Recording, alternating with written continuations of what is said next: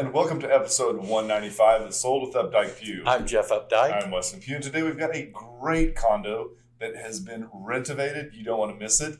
And it is just adjacent to Love Field. It's beautiful. Really great community. And in our second segment today, we have a conversation with Jeremy Radcliffe about stuff that's going on in the mortgage market. It's really interesting, I think, because there's so much data out there. I was going to start calling this information.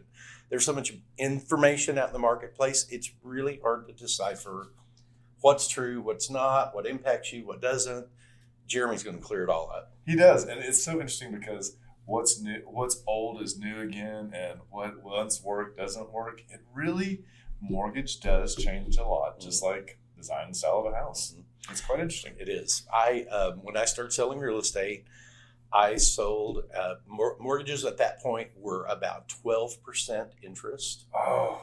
And as mortgage rates were falling and they fell under 10%, people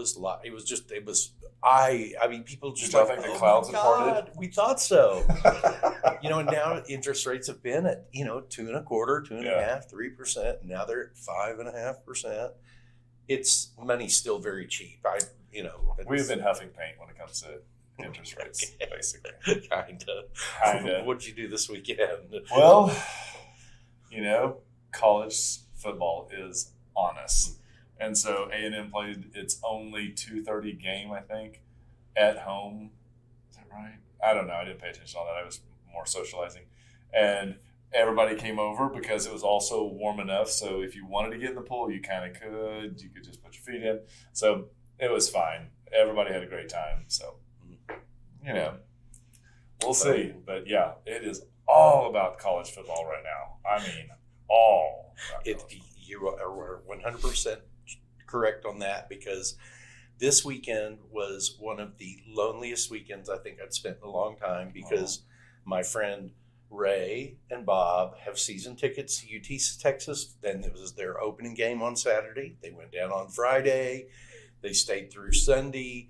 We tried very, very hard to get them to host a party for Sunday night because the Cowboys, their game started at 3 something, and so we were hoping that would. But they were like, no, we're not, no. So. They're not into it. Golly, y'all put Ray through it, or is it self-inflicted? I know. I can't tell. I know. Love Ray. He's such a good guy. Love Ray. What's so funny is because I think Jeremy Radcliffe is actually the number one guest we've ever had on the show. And it's funny because Ray did a great job co-hosting for me one time. He really did. It was probably been Jeremy, who was Michael Bosco. And then Patrick Dickinson. Mm-hmm. And then Jeremy's probably been on next. Has there anybody that's been on twice? Mm-mm. Ray probably could do it. I mean, Ray, beyond Ray. I think that's it. Did Kavita do it? Kavita did it once. She did it once. Yeah, Kavita Summer Riggins did it once. Summer did it once. Megan did it once. Kelly did it once. Oh, man. I don't know. We've got a bunch more people to work through, though. I can't wait to get Jimmy to come on. I meant that laugh as well. I think it's going to be funny. I think we do good. I think you're going to have a lot to keep up with. Jimmy's probably one of the most intelligent people I know, and he approaches so many things from that. While he's got this very warm, happy personality, there is this stream of logic through his head that I just get fascinated with. I think it's funny. If you're just joining us, these are all past co-hosts on our show, and we pull from all walks of life. So we do. Maybe that'll be something we go down the memory lane, because episode 200 is coming up. I mean, we're at 195. We're 5 away. We've got to figure something out. That is very true. Maybe we just kind of work a little bit of it out.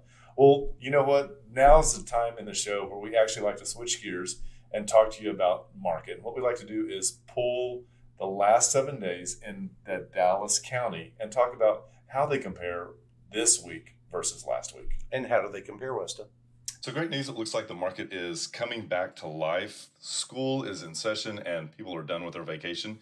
And what we see is coming soons are now up 12% to 67 versus 60 the following.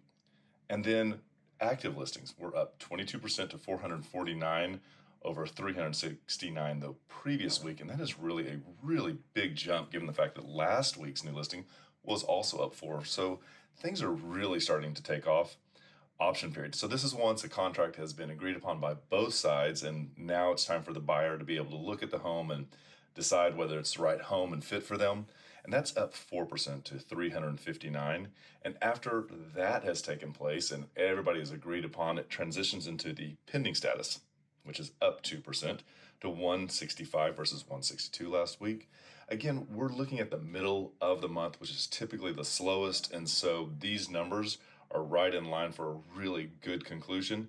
Solds, though, are down 17% to 300 versus 362. That's really not that alarming given the fact that it is the middle of the month and the fewer number of transactions take place right now. And so we can also do this for any really geographic neighborhood, zip code, anything that you specifically you want to know. We can provide the same amount of information. We can actually have this sent to you automatically if you want. And it is a great way to stay ahead, because I tell people all the time, get to know the area you want to buy in before you do it. So when that amazing house comes on the market, you can actually make that decision right away. So let us know what you want to look at, and we'll be happy to make that happen. And now we're going to